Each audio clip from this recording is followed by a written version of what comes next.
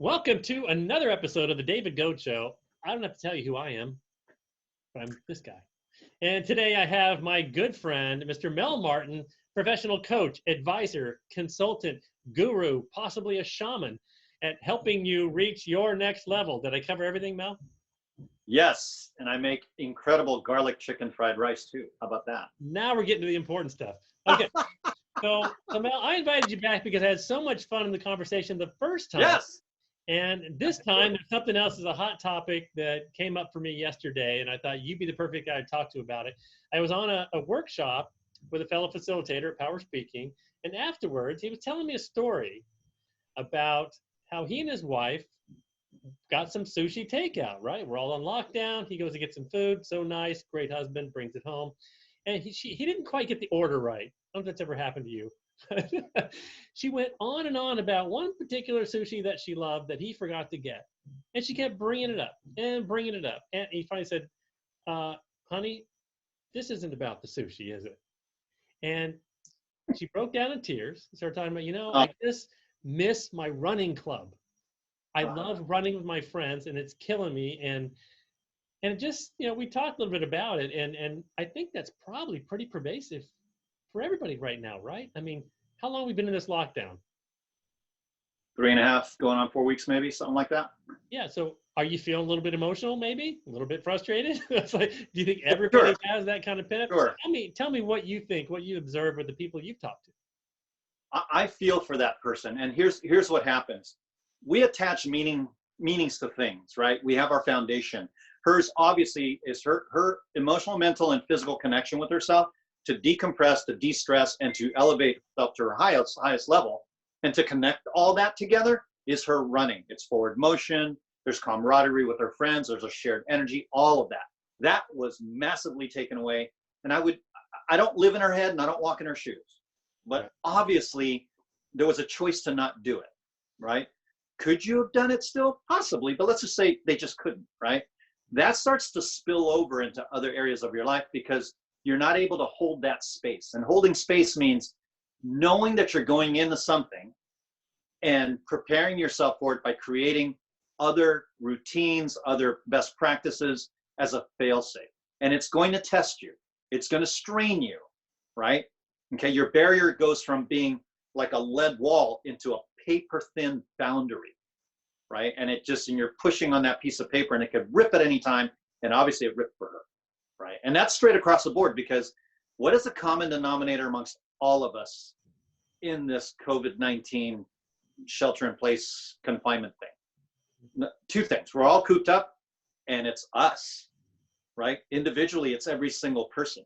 So putting aside all the people that don't have that safe luxury, I'm going to call it a safe luxury because we're not stuck and we're not victimized here. Let's make that perfectly clear. We're here because we're following somewhat of a law, right? And at the same time, we're doing what it takes to flatten the curve by not being around each other. The main issue of that is we're past the pivot point. Now it's what am I going to do to prepare myself to get out there? And I have to treat that the future is now. I can't wait until we go back out there. I need to treat the future as it's now. What can I put in place so that I can hold my space and not crack? That's the $64,000 question right there. Well, what you want to hold together, not just for your job, but for your family who's now at home with you 24/7. I mean, here's another workshop participant yesterday. He just reminded me of this. He types sends a private chat to me. He goes, hey, I know we're just getting started, but my wife got called into work today. I've got 4 kids at home, and I may have to change diapers, manage homeschooling, and do a virtual dance lesson. Is that going to be a problem? I just wrote him back, dude, family comes first. Like you said, I feel your pain, understand, do your best. And I think that forced blending of work and personal and all the stress being piled on top right now, people can reach a breaking point. So what kind of things do you do when things start to pile up like that? What advice could you maybe offer to people that are feeling just so much right now? I bring it to what you do is not who you are. You are so much more.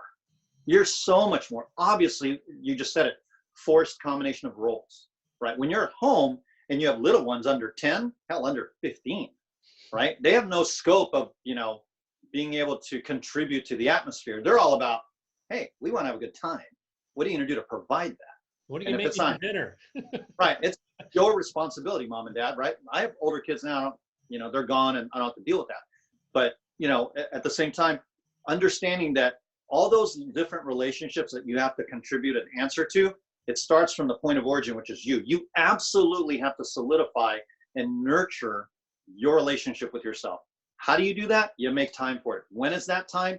Way before anybody else wakes up, right? I have a 2-hour period before I wake up, before I even get on a call or even have any kind of human interaction, and at least from the time I wake up, I try to at least 30 to 45 minutes before any digital screen time.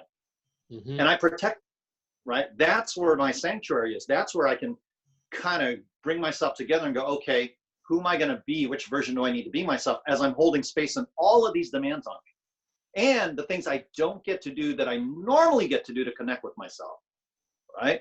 That's incredibly important. As there is day and there is night, throughout the day, you're on edge and you're already jamming through it.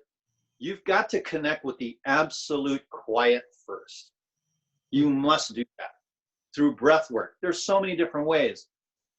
Meditation and stillness. I can't do that, but I love doing Qigong, right? Which is movement and breath work and meditation all in one.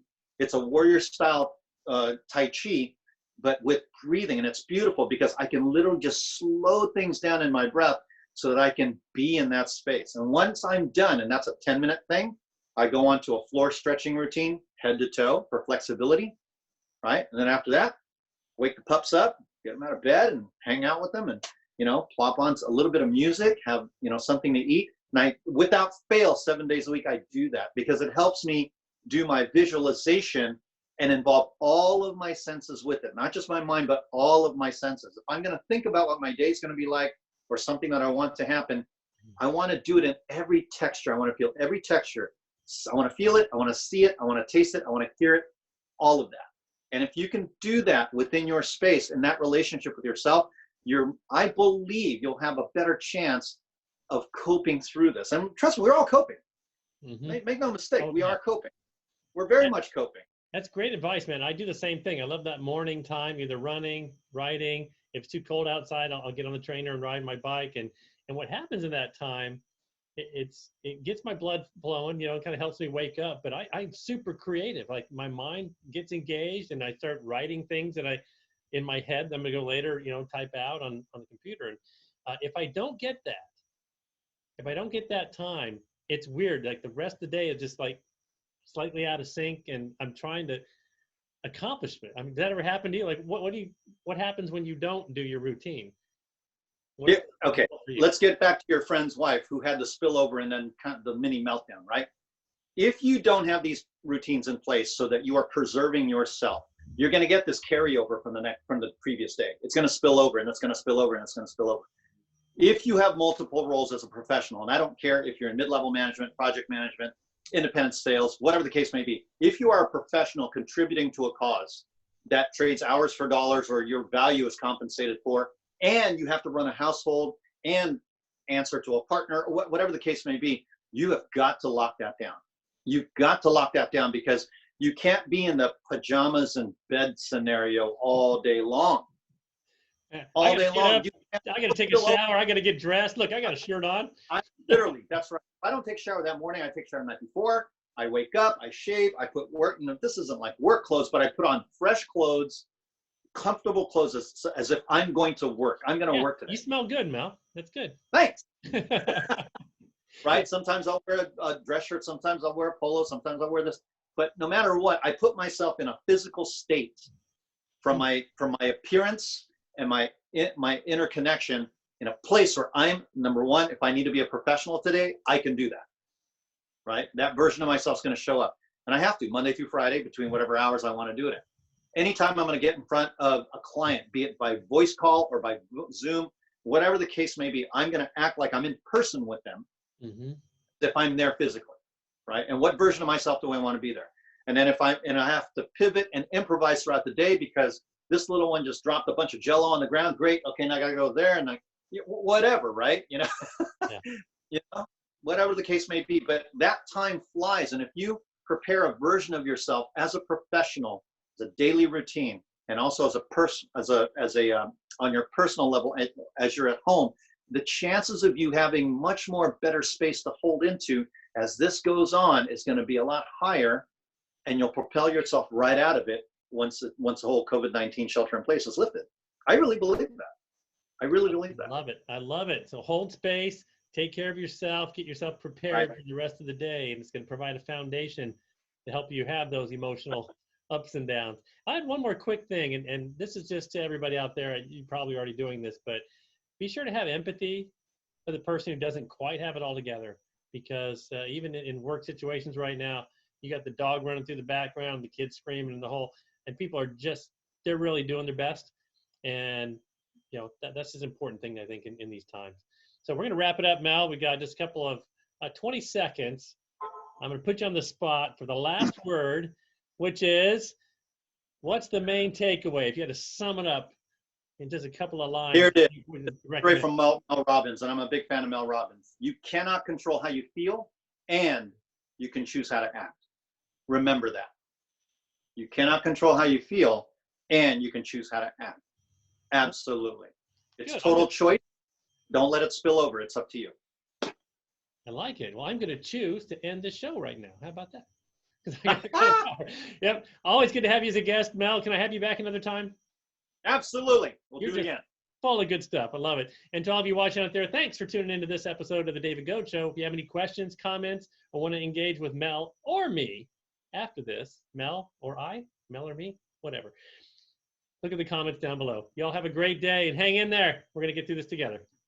Much love. Take care. Bye-bye.